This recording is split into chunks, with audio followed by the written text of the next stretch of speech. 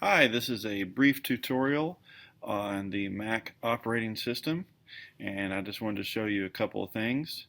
If you wanted to find a software program like Adobe Photoshop, you could simply go to the eyedropper over here and type in a first few letters like Photoshop. Here's Photoshop CS6. Click on it, and it opens up. And if you're satisfied that this is the program that you want to use, you can just go ahead and start using it. And then it pops up into this thing down here, which is called the dock.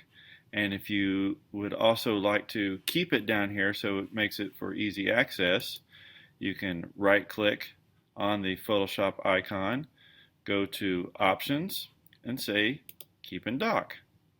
If you want to put other programs on there, you can.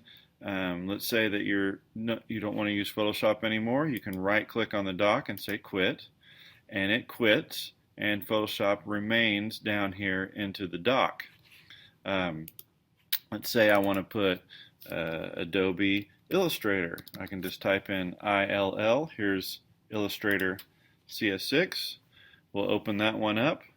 The icon pops into the dock. And here's Adobe Illustrator, and I can just go ahead and start using Adobe Illustrator from here.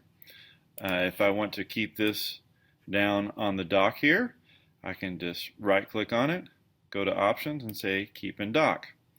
Let's say that these programs are ones that you use a lot and you want to put them in a particular place where you see them very quickly. You can put them over here like that.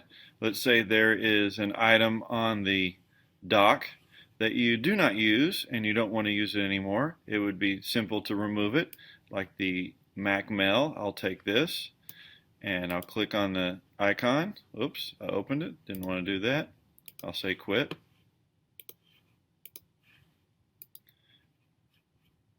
And I'll click on the Mac Mail, drag the icon out to the desktop, and just let go. And it removes itself from the dock. And you can just put these icons wherever you need.